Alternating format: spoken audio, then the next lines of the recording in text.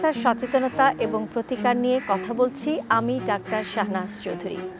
যে কোনো নারী স্তন ক্যান্সারে আক্রান্ত হতে পারেন।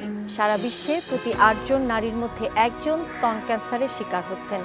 বাংলাদেশেও প্রতি বছরই আশঙ্কাজনকভাবে বেড়েই চলেছে স্তন ক্যান্সারে আক্রান্ত হওয়া এবং মৃত্যুবরণের হার।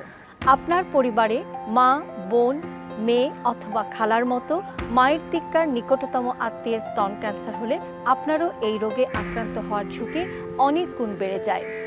হরমোন প্রতিস্থাপন থেরাপি গ্রহণ, ৩০ বছরের অধিক বয়সের সন্তান ধারণ, শিশুকে বুকের দুধ না খাওয়ানো ইত্যাদি নানাবিধ কারণে আপনার স্তন ক্যান্সার হতে পারে।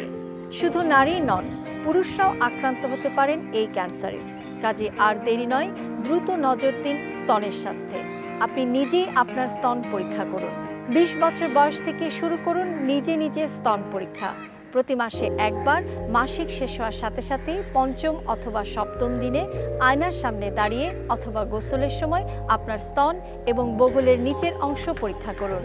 স্তনে যে কোনো ধরনের চাকা দেখা দিলে, ব্যথা হলে, স্তনের বোটার চারপাশ লাল হয়ে গেলে, বোটা থেকে রস নিঃসৃত হলে, বোটা ভেতরে ঢুকে গেলে অথবা স্তনের ত্বকের মসৃণতা নষ্ট হলে অতি সত্বর ডাক্তারের পরামর্শ নিন। তবে মনে রাখবেন, স্তনের যে কোনো সমস্যা মানেই কিন্তু ক্যান্সার নয়।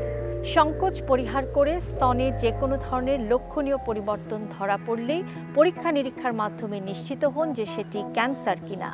কোনো সমস্যা না থাকলেও ২০ বছর বয়স থেকে আপনি নিজেই প্রতি মাসে একবার নিজের স্তন পরীক্ষা করা শুরু করুন এবং ৪০ বছর বয়স থেকে বছরে একবার ডিজিটাল ম্যামোগ্রাম করুন। ম্যামোগ্রাম হলো স্তনের এক বিশেষ ধরনের স্বল্প মাত্রার এক্স-রে, যার মাধ্যমে প্রাথমিক পর্যায়ে স্তন ক্যান্সার নির্ণয় করা সম্ভব।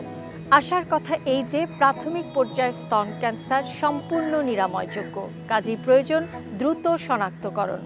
আপনার দৈনন্দিন জীবনযাত্রার সামান্য পরিবর্তন, যেমন নিয়মিত ব্যায়াম, ওজন নিয়ন্ত্রণ, প্রচুর পরিমাণ শাকসবজি ও ফলমূল গ্রহণ, ধূমপান ও মদ্যপান থেকে বিরত থাকা, চর্বি জাতীয় খাবার কম খাওয়া এবং ইতিবাচক মনোবৃত্তির চর্চা করা ইত্যাদির মাধ্যমে আপনি নিজেই আপনার স্তন ক্যান্সারে আক্রান্ত হওয়ার ঝুঁকি অনেকাংশে কমাতে পারেন। এখনই সময়, সংকোচ নয়, সচেতন হন। প্রতিকার নয়, প্রতিরোধ করুন।